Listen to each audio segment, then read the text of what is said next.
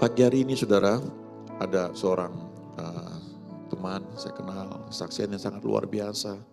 Saya bersyukur di zaman seperti sekarang, ya kesaksian seperti ini terjadi ya. Ini luar biasa saudara. Ya nanti saudara akan dengar sendiri ya. Tapi di situ kita akan menyadari betapa Tuhan itu baik, sangat baik. Nah, dibutuhkan memang ketekunan ya, percaya kepada Dia. Karena firman Tuhan berkata, kamu perlu ketekunan supaya sesudah melakukan kehendak Allah, kamu memperoleh apa yang dijanjikan. Ya, silakan Ibu Lina, thank you untuk kesediaannya menyampaikan firman dan kesaksiannya. God bless ya.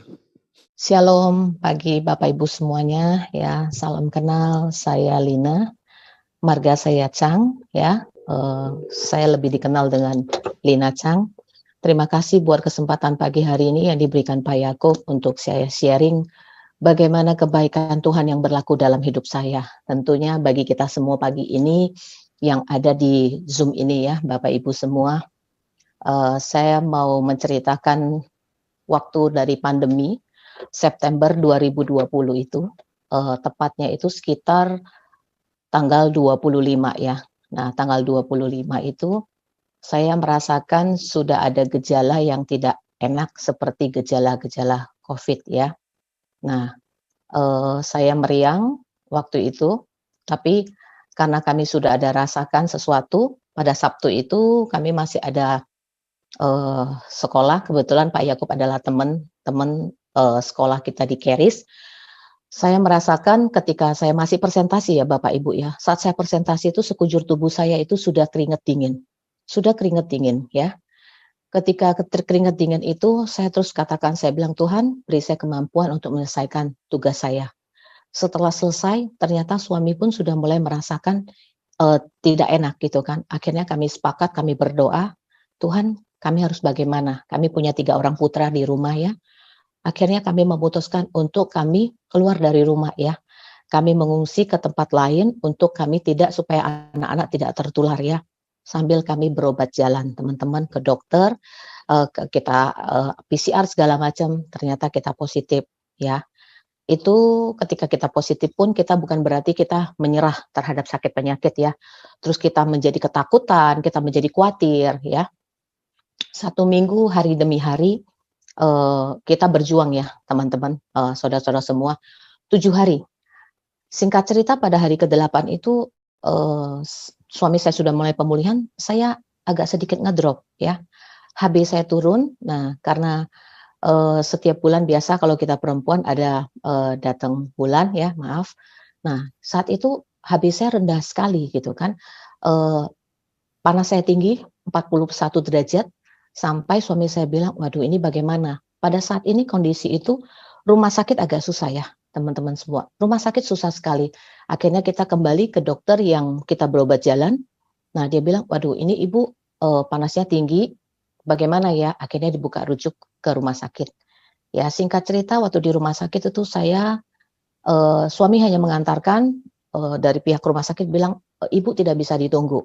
Nah setelah di rumah sakit, saya merasakan itu kondisi saya berangsur-angsur tuh seperti ngedrop. Saturasi saya turun ya Bapak Ibu. Saturasi tidak boleh di bawah 90, tapi saturasi saya 80. Jadi itu sudah dibantu nafas dengan oksigen. Nah, saya tahu suami saya ngurus rumah sakit, saya sore itu masuk kamar isolasi.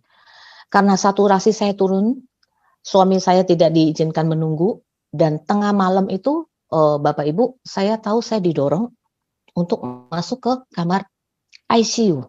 Lah, saya dalam hati saya cuma berpikir kenapa saya dibawa ke ICU. Sampai di dalam itu semua dipasang alat di jantung saya semuanya dipasang komplit ya.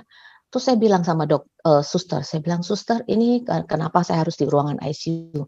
Ibu bisa hilang kesadaran karena saturasi ibu 80 ya. Teman-teman, saya cuma mau sharing bahwa dalam hal apapun kita, saat itu memang secara manusia, secara daging saya takut gitu ya. Karena di luar sana orang selalu berpikir kalau sudah masuk di ICU berarti sudah tidak ada hope, tidak ada harapan ya kan. Tapi saya terus perkatakan, saya bilang, Tuhan saya percaya segala yang baik dari Tuhan sudah menjadi bagian dalam kehidupan saya. Karena Tuhan sudah mati 2000 tahun yang lalu untuk menebus sakit penyakit saya. Semua Tuhan sudah tebus, saya bilang begitu ya. Nah, ini tidak bisa kita hindari ya, saudara-saudara. Ini karena memang keadaan negara kita lagi pandemi. Singkat cerita, setelah saya dipasang alat semua itu, saya nggak sadar. Tahu-tahu pokoknya saya nggak sadar, saya tahu-tahu saya bangun itu di hari keempat. Hari keempat itu saya baru bangun, karena saya masih ada bawa handphone di ranjang saya. Ketika waktu saya bangun, saya lihat kok beberapa hari saya tertidur di ICU itu ya. Bagi saya itu tertidur ya, mungkin orang bilang koma. Setelah saya bangun di hari yang keempat, saya sudah melihat kondisi tubuh saya, tangan saya sudah bengkak ya, Bapak Ibu semua. Sudah bengkak dan pada biru ya, karena mungkin itu sudah masuk infus berkali-kali, tidak bisa terus sampai sudah bengkak. Bapak Ibu tahu ketika saya melihat begitu, dan di atas tempat tidur saya itu udah banyak darah ya dari yang tangan saya keluar. Ketika saya melihat darah itu keluar, saya cuma ngomong, Tuhan, 2000 tahun yang lalu juga sama. Tuhan rela mati di kayu salib, ya kan? Tuhan rela di mahkota duri. Tuhan rela disiksa untuk kita, gitu kan, di kayu salib. Darah Tuhan tercurah. Saat ini saya percaya. Saya bilang, kelihatan secara fisik tangan saya berdarah, tapi saya percaya ada bilur-bilur Tuhan yang sudah menyembuhkan saya. Ya, Bapak Ibu, dalam saya sadar dari ICU itu, setiap hari saya mulai memperkatakan firman. Saya mulai mendengarkan firman-firman tentang kesembuhan, ayat-ayat kesembuhan ya. Karena saya percaya kita the power of mind ya. Kita perlu menguasai ya kuasa pikiran itu. Kalau kita berpikir negatif, kita berpikir jelek, maka itu yang akan terjadi. Tiap hari saya perkatakan bahwa saya sehat, saya sembuh, saya akan sehat seperti sedia kala. Ketika saya perkatakan itu ya, Bapak Ibu, saya percaya itu berangsur-angsur saya merasakan kelegahan. Karena hidung saya semua pakai selang, ya kan, nafas susah, oksigen saya dalam batas yang tinggi, dan saya cuma kata sama Tuhan, Tuhan, saya bilang, saya tidak mau dengan oksigen lagi, saya bilang gitu. Saya percaya bahwa Tuhan memberikan saya nafas yang alami, ya. Saya mau katakan di sini, ketika saya mulai memperkatakan firman itu, Bapak Ibu, bukannya tidak ada gangguan, secara pikiran kita masih punya dalam hati itu berlawanan ya dengan daging saya ya. Saya memperkatakan firman, tapi ada suara-suara yang mengatakan, waduh, kamu masih di ICU, kamu nggak akan bisa lewati semua ini, kamu akan begini dan begitu. Segala hal-hal yang buruk itu berkecamuk dalam pikiran saya. Ya, ditambah saya buka ada satu perkataan yang dari seorang teman ya, menurut saya ya. Ada perkataan yang bilang begini, Lina, dosa apa kamu sampai bisa kena COVID? Ya, saya bilang itu bukan dari dia. Saya pikir iblis pakai dia untuk mengintimidasi saya. Tapi ketika itu, Bapak Ibu, yang saya lakukan adalah apa? Saya bilang, saya benar-benar rest in God, dan saya bilang, Tuhan, saya mengampuni orang ini, saya bilang, dan saya mau katakan bahwa Tuhan mengasihi saya bilang begitu. Mulai dari saat itu saya cuma katakan suami saya bisa telepon saya di jam-jam tertentu ya, supaya saya tidak buka medsos atau saya buka WA atau apapun ya teman-teman, karena kesendirian saya di ruang ICU. Setiap hari yang saya dengar adalah bunyi mesin-mesin tit-tit yang membuat kita itu rasa tidak nyaman ya. Yang saya lakukan yaitu Bapak Ibu, saya percaya, saya bilang begitu ya. Ada mentor saya mengirimkan, termasuk guru saya juga, dia mengirimkan ayat-ayat bagi saya. Tangan saya semua infus Bapak Ibu. Saya percaya dengan firman Tuhan, saya minta pulpen dan kertas sama seorang suster. Mulai saya perkatakan setiap ayat yang ada keluar dalam hati saya akan tulis. Walaupun dengan tulisan yang agak sulit karena tangan saya diinfus ya. Karena saya percaya dengan saya menulis, saya memperkatakannya, itu akan masuk dalam pikiran saya dan itu akan terjadi. Ya, Bapak Ibu. Saya perkatakan di dalam alam roh saya dan itu akan terjadi di alam nyata bahwa saya akan mengalami kesembuhan. Mulai dengan perkataan yang dalam 1 Korintus 7 dikatakan ayat 32a, aku ingin supaya kamu hidup tanpa kekhawatiran. Ya, kalau kita sakit pasti kita khawatir, Bapak Ibu. Pasti kita berpikir apakah kita akan bisa melewati ini. Bahkan sampai kadang orang berpikir mungkin maut akan menjemput kita ya. Nah, pikiran-pikiran itu selalu ada. Dan saya mulai lagi tulis lagi dengan 1 Petrus 5 ayat 7 yang katakan, serahkanlah segala kekhawatiranmu kepadanya, sebab ia yang akan memelihara kamu. Saya percaya kita semua pada pagi hari ini, kita ada dalam pemeliharaan Tuhan ya Bapak Ibu. Jadi penting sekali kita untuk memiliki komitmen untuk setiap perkataan yang keluar dari mulut kita adalah perkataan firman ya. Nah, lanjut lagi saya tulis lagi Amsal 12 ayat 25 yang mengatakan kekhawatiran dalam hati membungkukkan orang, tetapi perkataan yang baik menggembirakan dia ya. Jadi saya mulai perkatakan dengan yang baik. Ketika saya sesak napas, saya akan ngomong, terima kasih Tuhan buat napas yang lega yang Tuhan berikan. Walaupun saya harus dengan selang ya Bapak Ibu. Ketika saya dikasih makan dengan suster, itu saya melihat makanan, 1 porsi makan, saya habisin setengah porsi, saya butuh waktu 1,5 jam. 1 suap, saya tersengal-sengal, ya. Tapi terus saya lakukan. Yang saya lakukan, saya cuma begini Bapak Ibu. Saya bilang, Tuhan masih punya rencana-rencana Tuhan dalam hidup saya yang belum tergenapi. Dan masih ada tugas-tugas di bumi ini yang belum saya selesaikan. Saya bilang begitu. Anak-anak saya, suami saya masih membutuhkan saya. Orang sekitar saya masih membutuhkan saya Tuhan. Saya percaya saya mampu melalui semua itu. Ketika saya sudah mulai merasa lemah, secara fisik saya tidak mampu, itu yang saya lakukan Bapak Ibu ya. Nah, setelah itu dalam ayat Ibrani 4 ayat 12 ya yang dikatakan, sebab firman Allah hidup dan kuat, lebih tajam dari pedang bermata 2 manapun. Ia menusuk amat dalam sampai memisahkan jiwa dan roh. Sendi-sendi dan sumsum, ia sanggup membedakan pertimbangan dan pikiran hati kita. Nah, saya dapat ayat ini, saya berpikir begini gitu kan.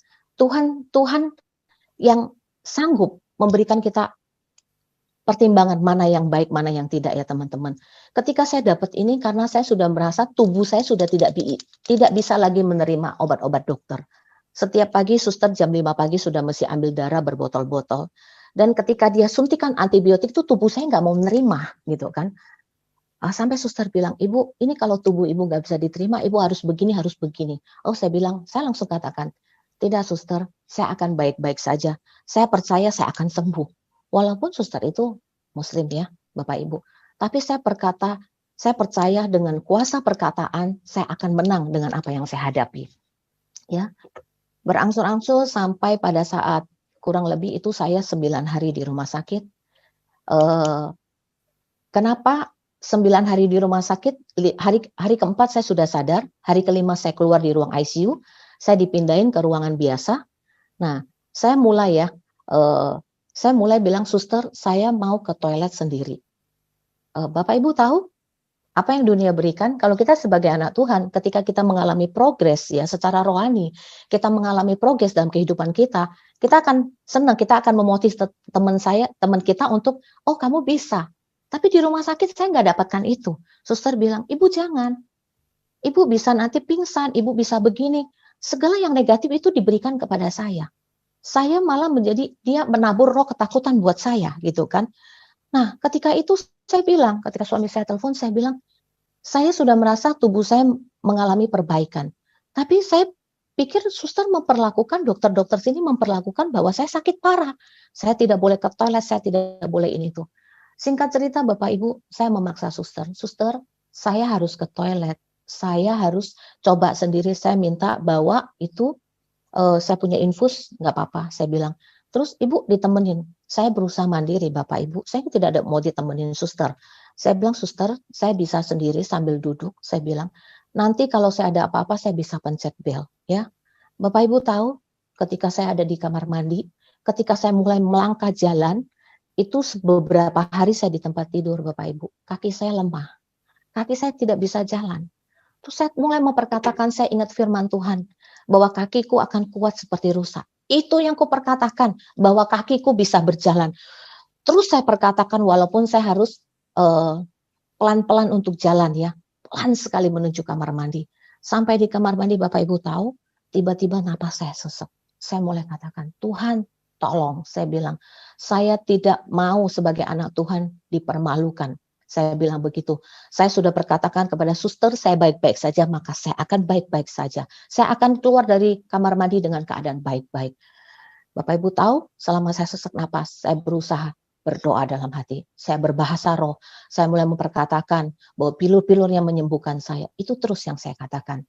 Sampai singkat cerita, mulai napas saya statur, saya keluar dari kamar mandi, dan setiap saya pengen ke kamar mandi, saya selalu minta untuk pergi ke kamar mandi sendiri ya, dianterin sampai depan kamar mandi. Nah, itu adalah tindakan iman saya, ya Bapak Ibu. Ketika orang melihat, ya sudah, kalau di rumah sakit ya sudah di tempat tidur aja, dilayanin aja. Tapi saya tidak mau memposisikan diri saya sakit, walaupun secara fisik saya sakit. Tapi saya mengambil tindakan sebagai orang yang sehat, bisa melakukan semua itu sendiri, Bapak Ibu. Sampai pada singkat cerita, terus ya, dari saya menulis ayat itu, saya sampai 1 lembar kertas HVS itu penuh dengan ayat-ayat ya. Saya nggak bisa share semua di sini, tapi saya mau katakan betapa pentingnya gitu loh. Firman itu kenapa disebut sebagai roti hidup, Bapak Ibu? Karena dengan kita memakan roti hidup itulah firman Tuhan itulah yang akan memerdekakan kita dari pikiran kita, dari sakit penyakit kita, apalagi kondisi kita baru mulai pulih dari pandemi ya. Saya melihat banyak teman-teman yang tidak bisa survive ketika mereka mengalami COVID. Kenapa? Karena mereka tidak bisa memperbaharui pikiran mereka. Kita sebagai anak Tuhan setiap hari kita harus memperbaharui pikiran kita. Memperbaharuinya dengan apa? Bapak Ibu, dengan perkataan-perkataan firman. Kenapa kita perlu berfellowship dengan Tuhan? Kita perlu bersaat teduh, kita perlu membaca firman. Karena firman itulah yang menjadi pondasi untuk menguatkan kita. Dunia tidak akan semakin baik ya teman-teman, saudara-saudara. Tapi kita punya firman Tuhan, ya dan amin. Ya. Jadi singkat cerita pada hari ke-9, itu kalau nggak salah 13 Oktober. Tanggal 12 Oktober itu saya ulang tahun. Saya bilang, baru kali ini saya ulang tahun di rumah sakit. Tapi saya tetap bersyukur ya, kiriman bunga segala macam dari orang-orang yang mengasihi saya datang. Dan saya mau katakan, Tuhan, saya sudah tidak mau lagi di sini. Ketika dicek itu beberapa kali hasil saya masih belum ya, karena dari hitungan ininya belum cukup, masih positif. Jadi saya belum bisa pulang. Terakhir dokter datang, dokter saya bilang, saya sudah merasa lebih baik, saya mau pulang. Oh tidak bisa Ibu. Kalau Ibu pulang, Ibu terjadi apa-apa, Ibu bisa tiba-tiba Ibu bisa meninggal atau apa segala macam. Hal-hal yang menakutkan lagi dia bicarakan kepada saya. Akhirnya saya bilang gini, tidak dokter, saya akan baik-baik aja. Saya mau pulang. Bu, suami Ibu tidak mengizinkan. Tentu ya, tentu keluarga kita, orang-orang yang kita sayangin itu mau yang terbaik buat kita. Tapi ketika itu saya mempunyai dorongan yang kuat sekali gitu ya. Sebelum saya melakukan ini saya sudah berdoa. Saya bilang, Tuhan, saya mau damai sejahtera Tuhan yang melampaui akal ada di dalam hidup saya. Saya mau pulang Tuhan.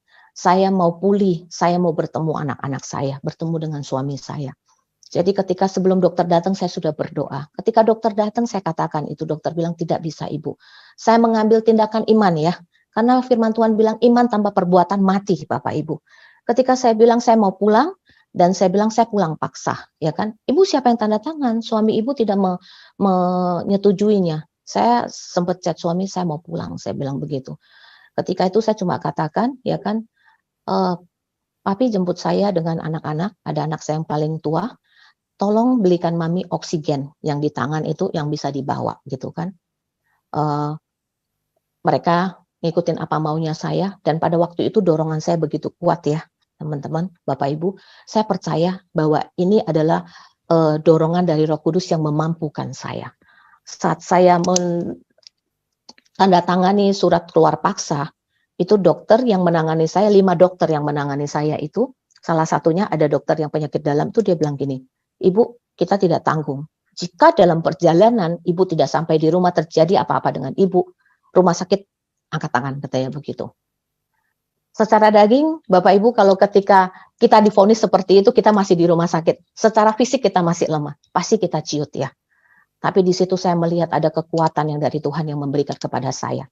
Saya cuma perkatakan, saya akan baik-baik saja. Saya tidak bantah dokter itu ya. Saya cuma perkatakan dalam hati saya, Tuhan saya akan baik-baik saja, di dalam perjalanan saya akan pulang bertemu dengan keluarga saya bilang begitu. Singkat cerita, waktu suami saya jemput ya, suami saya melihat saya seperti itu, dia bilang, aduh kamu bisa nggak nih? Saya bilang, shh, saya bilang, perkatakan yang baik-baik saja, saya mampu, saya bilang. Dia berusaha mapa saya, ya.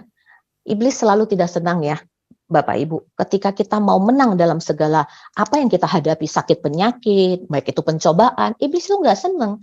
Selalu dia akan mencobai kita dengan berbagai cara, ya. Di dalam perjalanan itu tiba-tiba itu napas saya mulai agak susah, napas saya mulai tersengal-sengal, ya. Tapi karena saya sudah persiapkan hikmat yang Tuhan kasih, anak saya sudah beli tabung oksigen, mulai saya hidup, ya. Pulang ke rumah, saya tidak pulang ke rumah yang ditinggalin anak-anak saya. Kita punya rumah yang lain, saya pulang ke rumah yang lain untuk saya dengan suami, ya, suami yang merawat saya. Nah, Bapak Ibu, yang saya mau katakan, ya, memang kita nggak melihat di dalam secara fisik, ya kan? Saya mempercaya bahwa saya sudah sembuh itu secara alam roh saya, gitu kan, dalam roh saya. Tapi dalam nyatanya bahwa saya masih mengalami kelemahan tubuh. Nah, disitulah yang membawa kita itu kita bisa menang atau kita kalah, gitu ya. Jadi ketika saya melihat secara fisik saya, ini berlawanan. Yang di dalam dengan kenyataan itu berlawanan, ya Bapak Ibu, ya. Ketika saya pulang, saya harus naik ke lantai 2, itu saya rasanya seperti tidak ada bertenaga, ya. Tapi saya melihat begitu luar biasa, suami saya begitu sabar, setiap pagi dia akan bawa saya ke PIK 2 di pinggir pantai untuk berjemur. Selama recovery itu kurang lebih 1 bulan. Tapi yang saya lakukan, Bapak Ibu, pulang ke rumah 3 hari, saya mulai ngomong begini, karena tiap pagi saya mulai perkatakan firman, saya bilang suami saya gini, "Pi, saya nggak mau lagi minum obat dokter." Kenapa? Saya merasa setiap saya minum obat dokter itu, Bapak Ibu, tubuh saya merasa nggak enak, tidak enak untuk diterima.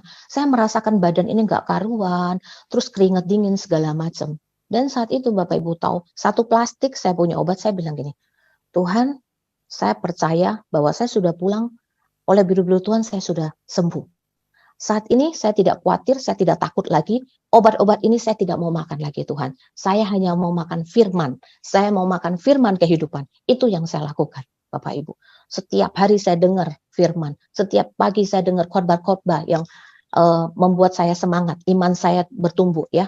Saya lepas obat-obat itu dan saya cuma ngomong, saya cuma mau makan firman Tuhan dan saya mau makan makanan yang bergizi, makan makanan alami, ya. Setiap apa yang saya pikirkan, saya pengen makan apa, saya bilang mama saya, tolong masakin mah.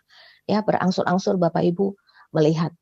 Ketika saya mengambil tindakan iman itu, puji Tuhan, ya, saya boleh sembuh, ya. Ketika dokter bilang, "Bu, 1 minggu kontrol," Bapak Ibu, saya bukan melawan dokter. Tapi saya tahu saya punya Bapak yang luar biasa. Saya berkomunikasi dengan Bapak. Tuhan kasih damai sejahtera ke saya. Setiap hari saya cuma katakan, saya akan baik-baik aja. Setelah 1 minggu, 10 hari kita harus ronsen paru-paru. Ketika ronsen itu belum juga baik seperti apa yang saya harapkan, Bapak Ibu. Masih banyak flek dan ibu ini malah cenderung ke pneumonia, ya. Jadi seperti penyakit paru-paru. Nah, saya nggak ngomong apa-apa, "Oke, terima kasih, hasil lab saya bawa pulang," saya nggak balik ke dokter, Bapak Ibu. Saya cuma setiap hari saya perkatakan dari hasil ronsen saya, paru-paru saya akan bersih, Tuhan. Tuhan akan ganti dengan paru-paru yang baru, setiap flek-flek semua tidak ada, saya akan sehat sempurna. Itu yang saya lakukan, ya Bapak Ibu, sambil saya istilahnya makan makanan yang tradisional, yang ramuan Chinese, misalnya ngetim apel untuk bersihin paru-paru, makan jamur segala macam, itu saya lakukan. Puji Tuhan, apa yang Bapak Ibu tahu bahwa 1 bulan itu persis saya benar-benar pulih total, sempurna kesembuhan saya. Jadi saya berpikir kalau saya tarik mundur lagi, kalau pada saat itu saya tidak memiliki pikiran yang benar, pikiran yang positif, memperkatakan firman, mengingat janji Tuhan, ya kan, mendengarkan firman-firman ayat kesembuhan, kuasa perkataan, mungkin saya tidak akan mengalami ini. Ya Bapak Ibu, saya tidak katakan bahwa ini Tuhan izinkan, tapi saya bilang semua ini karena kita di kondisi pandemi. Ini adalah di awal-awal, ya, kita pandemi kalau tidak salah itu awal-awal 2020, saya September, ya, termasuk gelombang pertama. Nah, termasuk ini kita angkatan pertama. Bapak Ibu, saya bersyukur, ya kan, dengan apapun yang saya alami, Tuhan mau saya menjadi kesaksian bagi orang-orang di sekeliling. Ketika ada yang kena, saya mulai bisa, karena saya sudah mengalami, saya bisa memberikan kekuatan kepada mereka, gitu loh. Ya, saya selalu perkatakan, ketika ada teman-teman saya yang terpapar, 1 pasti mereka khawatir. Yang saya berikan adalah apa? Ketika orang kena sakit, ketika orang kena COVID, itu pikirannya liar kemana-mana. Saya hanya membagikan dalam Filipi 4 ayat 6 dan 7. Jangan hendaklah kamu khawatir tentang apapun juga, ya. Tetapi nyatakanlah dalam segala hal keinginanmu kepada Allah di dalam doa dan permohonan dengan ucapan syukur.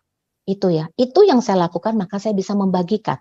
Ya, damai sejahtera Allah yang melampaui segala akal akan memelihara hati dan pikiran kita dalam Yesus Kristus. Ketika saya berbagi itu, saya melihat satu persatu teman-teman saya bisa ketika mereka terpapar, saya membagikan pengalaman mereka. Mereka katakan, oh saya lebih baik dari Bu Lina.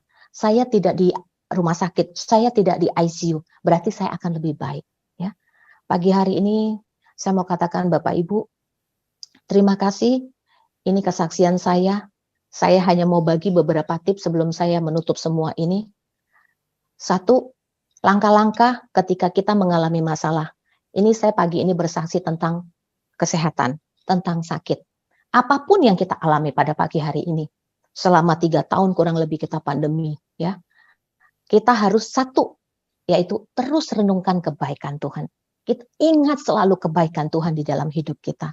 Dan Tuhan tidak pernah membiarkan kita jatuh sampai tergeletak. Tuhan akan menopang kita, ya kan? Ketika kita butuh, ya kan, dalam Matius bilang, ketuk maka akan dibukakan, minta maka akan diberikan, gitu loh. Bahkan Bapa kita sebelum kita meminta, dia sudah menyediakannya bagi kita, ya. Dan yang kedua, saya percaya setiap saya menghadapi apapun, saya tahu bahwa ada Tuhan yang berperang, yang gantikan saya dengan Bapak Ibu semua. Apapun yang kita hadapi, kita ada berjalan bersama Tuhan. Amin ya Bapak Ibu. Nah, yang ketiga bagi saya adalah apapun yang kita hadapi dalam keadaan dunia ini, dalam tinggal tenang dan percaya, disitulah terletak kekuatan. Kita harus tenang, rest in God, kita mencari Tuhan. Ketika kita tenang, maka hikmatnya Roh Kudus akan memberi pengertian kepada kita. Sehingga setiap langkah, setiap keputusan yang kita ambil adalah keputusan yang baik, Bapak Ibu. Dan yang terakhir adalah jaga hati kita dan terus memperkatakan firman. Karena firman itu adalah roti hidup bagi kita semua ya, Bapak Ibu. Nah, saya dalam kesempatan ini berterima kasih buat kesempatan saya bisa bersharing bagi Bapak Ibu semua. Kiranya kesaksian saya ini bisa menjadi berkat bagi Bapak Ibu semua. Jangan pernah takut, kita anak Tuhan yang dikasihi. Terima kasih, Tuhan Yesus memberkati. Saya mengembalikan kepada Pak Yakub. Makasih Bu Lina, sangat-sangat memberkati ya. Bersyukur di zaman sekarang ini ada kesaksian kayak begini, sangat menguatkan saudara. Bu Lina dengan suaminya ini pengusaha saudara ya, juga punya travel ya. Baru minggu lalu saya dengar kesaksian baru lagi, mereka mau pulang ke Indonesia ya dari Turki dan 4 jam sebelum pulang paspornya hilang. Lalu baik Bu Lina maupun suaminya cerita bagaimana mereka berdoa, percaya pelayanan malaikat. Ya. Mereka minta malaikat cari sampai ketemu. Dan 2 jam sebelum berangkat ya ketemu. Gitu. Dan itu hilangnya di tempat yang mustahil bisa ketemu saudara. Itu seperti katanya Tanah Abang kalau di Jakarta gitu ya. Sudah sulit untuk hilang, tapi itu terjadi. Mujizat tetap berlangsung saudara ya. Firman Tuhan gak pernah berubah, dahulu, sekarang, dan selama-lamanya. Nah kesaksian seperti ini sangat perlu kita dengar untuk meneguhkan bahwa Tuhan tetap bekerja, tetap sama. Dahulu, sekarang, dan selama-lamanya. Nah tapi masing-masing kita tuh punya pertandingan yang berbeda. Daud setelah mengalahkan Goliat, itu mesti ada 4 raksasa yang lain saudara. Barangkali itu sebabnya dia mengambil 5 batu ya, itu profetik barangkali. Cuma 1 yang dipakai untuk mengalahkan Goliat. Yang 4-nya itu nggak dipakai lagi. Nah ada 4 raksasa lain ketika berperang, Daud tuh hampir mati. Lalu anak buahnya turun tangan, mereka mengalahkan 4 raksasa yang lain. Jadi poinnya apa gini, masing-masing kita punya pertandingan. Goliat itu jatahnya Daud, tapi yang lain itu bukan dia. Anak-anak buahnya. Nah, jadi kita mendengar kesaksian firman itu untuk kita exercise waktu kita menghadapi suasana situasi yang berbeda ya, tapi prinsipnya sama, kita pakai, praktekkan. Saudara dengar teori berenang, teori naik sepeda, kalau nggak pernah dipakai, nggak tahu bagaimana caranya. Ya. Firman Tuhan berkata, Tuhan menetapkan langkah-langkah orang yang hidupnya berkenan kepadanya. Kalaupun jatuh, nggak pernah sampai tergeletak. Ya. Memang bukan hal yang enak, saudara, tapi kalau saudara sudah lewati itu, saudara akan melihat ada satu dimensi rohani yang beda. Saudara melihat dia Tuhan sebagai pribadi yang sangat dapat diandalkan. Ya, thank you sekali ya, sekali lagi Bu Lina ya, Tuhan berkati juga Pak Hendy ya dalam pelayanannya. Oke, kita berdoa ya. Haleluya. Terima kasih Yesus, Yesus. Terima kasih karena anugerah-Mu buat hidupku sekarang. Ku kan memuji-Mu selamanya. Terima kasih Yesus, Yesus. Terima kasih karena anugerah-Mu buat hidupku sekarang. Ku kan memuji-Mu selamanya. Thank you Jesus, thank you Jesus, Jesus, Jesus. Thank you Jesus. It's only by your grace that I could live today. Forever I will praise your name. Terima kasih, terima kasih Yesus, Yesus. Terima kasih karena anugerah-Mu buat hidupku sekarang. Ku kan memuji-Mu selamanya. Ku kan memuji-Mu selamanya. Ku kan memuji-Mu